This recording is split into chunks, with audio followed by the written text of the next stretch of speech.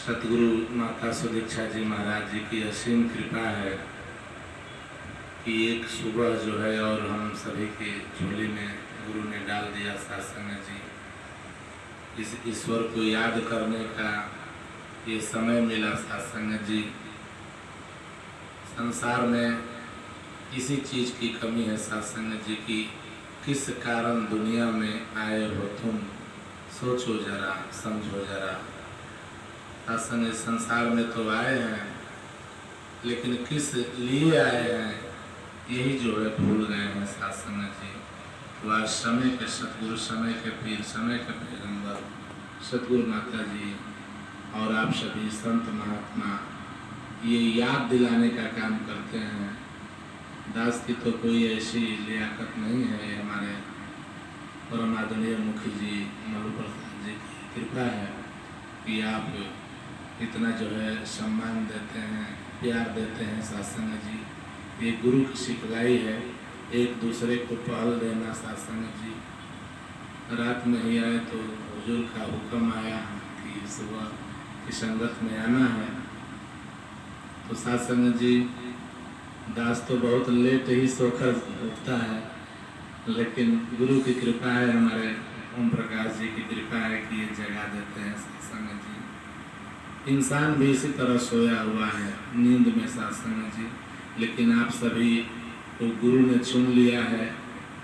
इस करोड़ों की भीड़ में से एक एक जन को चुना है कि आप जगाने का काम करेंगे, संसार को खुद भी जागेंगे, दूसरे को भी जगाने का काम करेंगे कि जागो जागो ऐ जग वालों, ये संत जगाने आए हैं और दे करके प्यार की दौलत बैर मिटाने आए हैं सत्संग जी। तो यहाँ प्यार की बात होती है, प्रीत की बात होती है कि सतगुरु के चरणों से बढ़कर कोई तीर्थ स्नान नहीं सत्संग जी। बिना गुरु के पशु है मानो, बन सकता इंसान नहीं। सत्संग जी सोते तो पशु भी हैं, अपना कर्म जो है वो भी पशु भी करते हैं सत्संग जी। जो भी क्रिया आज इंसान कर रहा है तो पशु और इंसान एक ही काम कर रहा है सत्संग जी, लेकिन एक ज्ञान अधिक है नर में। अगर ये ज्ञान मिल गया सत्संग जी तो एक और काम जीवन में बढ़ जाता है, वो है ईश्वर की प्राप्ति, ईश्वर की भक्ति। अभी महात्मा जी गीत में भी बोल रहे थे कि प्रभु चुनरी मेरी भक्ति के रंग में रंग देना। तो सत्संग जी भक्ति का रंग कैसा है? भक्ति में ही सत्संग जी आनंद है। संसार में दुख है सत्संग जी। कबीरा इस संसार में सुख दुख सबके होए, ज्ञानी काटे ज्ञान से अज्ञानी काटे रोए सत्संग जी। जब ज्ञान हो जाता है तो दुख भी सुख में बदल जाता है। एक बार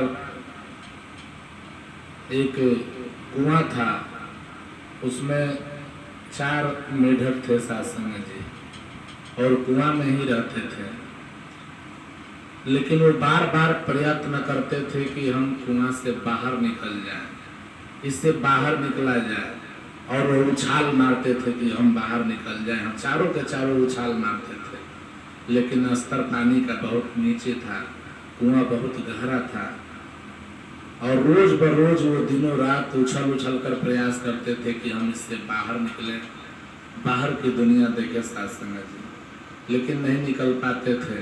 फिर प्रयास वो करते रहे। ऊपर से जो लोग देखने वाले थे, जो लोग बाहर थे, वो जो देखने वाले थे बार बार आवाज देते थे कि तुम लोग नहीं निकल पाओगे, क्यों प्रयास कर रहे हो, तुम कितना हो कोशिश कर लो, नहीं निकल पाओगे। दुनिया उनको निगेटिव बताती थी कि आप प्रयास झूठ का प्रयत्न कर रहे हो, आप बाहर नहीं निकल सकते। 3 मेढक जो थे वो सुन रहे थे इस बात को, लेकिन उसी में एक मेढक जो है बाहर था सत्संग जी, उसे सुनाई ही नहीं देता था। अब तीनों मेढक सुने कि जी हम नहीं निकल पाएंगे, कितना हो प्रयास कर ले नहीं निकल पाएंगे। उन्होंने अपना प्रयास बंद कर दिया, उछलना बंद कर दिया। सोचा जब सब लोग कह रहे हैं, इतने लोग कह रहे हैं कि हम नहीं निकल पाएंगे, तो सच में ही हम नहीं निकल पाएंगे। और उन्होंने अपना हाथ पैर चलाना बंद कर दिया, उछलना बंद कर दिया। नहीं निकल पाया। उसी में जो बहरा मेढक था उसको तो सुनाई नहीं दे रहा था। ऊपर से वो कितना कह रहे भाई तुम नहीं निकल पाओगे, तुम इसमें से नहीं निकल पाओगे। वो समझ नहीं पा रहा था कि वो क्या कह रहे हैं और वो अपना प्रयास जारी रखा। शासन प्रयास जारी रखने के कारण कुछ दिन बाद बरसात हुआ, स्तर पानी का ऊंचा आया और मेढक अपना प्रयास करता रहा और बाहर निकल गया। और जब बाहर आ गया तब उन लोगों ने कहा अरे भाई तुम तो बड़े चालाक हो, तुम तो बाहर आ गए। जो लोग कह रहे थे कि तुम बाहर नहीं आ सकते, उन्होंने कहा कि तुम तो बाहर आ गए। उस मेढक ने कहा कि भाई साहब ये सब आप लोगों की कृपा है। आप लोग जब बाहर से आवाज लगाते थे कि तुम बाहर नहीं निकल पाओगे तो हम सोच रहे थे कि आप लोग कह रहे हैं कि और उछलो निकल जाओ। बस को सुनाई नहीं दे रहा। उसी प्रकार साधु संगत जी ये संसार भी एक कुआं है।